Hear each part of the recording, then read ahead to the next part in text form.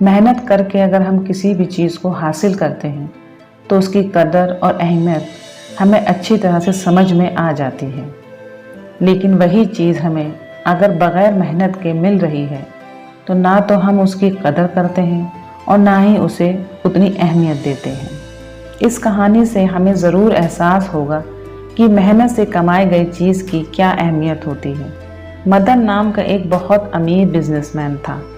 उसके पास किसी भी चीज़ की कोई कमी नहीं थी।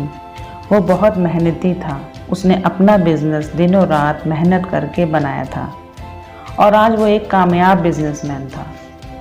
उसका एक बेटा था रमेश, जो बहुत ही आलसी था। आए दिन वो नई नई फरमाइशें करता रहता था और बहुत ज़्यादा फिजूल खर्च करता था। रमेश की फरमाइशें और उसके खर्चे दिन ब दिन बढ़ते ही जा रहे थे। ये देखकर मदन को फिक्र होने लगी कि ऐसे तो उसका बेटा उसकी मेहनत की कमाई को बर्बाद कर देगा और वो पैसे की अहमियत को कभी नहीं समझेगा कि पैसा कितनी मेहनत से कमाया जाता है। एक दिन मदन ने रमेश को अपने कमरे में बुलाया और रमेश से कहा, मैं तुम्हारी रोज़ की फरमाइशों से तंग आ गया हूँ। अब मैं तुम्हें पैसे बिल्कुल भी नहीं दूंगा और अगर तुम्हें इस घर में रहना है तो पैसे कमा कर लाओ। पिता की डांट सुनकर रमेश बहुत ज़्यादा घबरा गया। वो अपनी माँ के पास गया और बोला, माँ मुझे कुछ पैसे चाहिए वरना पापा मुझे घर से निकाल देंगे। माँ अपने बेटे को परेशान नहीं देख सकती थी। उसने रमेश को कुछ पैसे निकाल कर दे दिए। रमेश शाम को अपने पापा के पास जाता है और कहता है, पापा मैं पैसे ले आया। पैसे देखकर मदन सब समझ जाता है और रमेश से कहता है, ये पैसे कुएं में फेंक आओ। रमेश बिना कुछ सोचे समझे पैसे कुएं में फेंक आता है। मदन फिर अपने बेटे से कहता है कि कल फिर से तुमको पैसे कमा कर लाने हैं। लेकिन उससे पहले मदन अपनी बीवी को उसके मायके भेज देता है। अब की बार रमेश अपनी बहन के पास जाता है और कहता है, दीदी मुझे कुछ पैसे दो वरना पापा मुझे घर से बाहर निकाल देंगे। उसकी दीदी भी अपनी भाई की परेशानी देखकर उसे 500 रुपये दे देती है।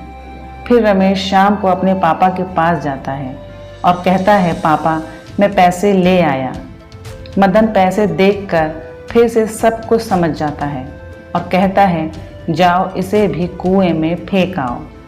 रमेश बिना कुछ सोचे समझे वो पैसे भी कुएं में फेंक आता है।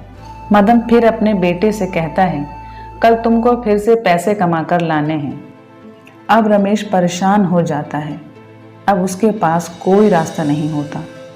अगले दिन रमेश काम ढूंढने बाजार जाता है और बहुत देर बाद उसे एक दुकान पर सामान ढोने का काम मिलता है। पूरा दिन काम करने के बाद उसे 100 रुपये मिलते हैं। रमेश शाम में थका हारा अपने घर पहुंचता है और अपने पापा को पैसे देता है। पिता उसकी हालत देखकर समझ जाता है कि आज वह मेहनत करके पैसे लाया है। पिता अपने बेटे से कहते हैं कि जाओ इन पैसों को कुएं में फेंक आओ। बेटा ये सुनकर बहुत गुस्से में आ जाता है और कहता है, पापा आप ये क्या कह रहे हैं? पूरा दिन मैंने मेहनत की है। मेरे शरीर की सारी हड्डियां दुख रही हैं और मेरे हाथों में भी दर्द हो रहा है। मैं ये पैसे नहीं फेंक सकता। पिता ने मुस्कुराकर कहा, बेटा मैं तुम्हें यही समझाना चाहता था कि जब हम कोई चीज़ मेहनत करके हासिल करते हैं तो हमें उसकी कदर और अहमियत का पता चलता है। रमेश की आंखें शर्म से झुक जाती हैं। वो कहता है, पापा मैं सब कुछ समझ गया। अब मैं कभी फिजूल खर्च नहीं करूँगा और आपके साथ बिजनेस में आपका हाथ बटाऊँगा।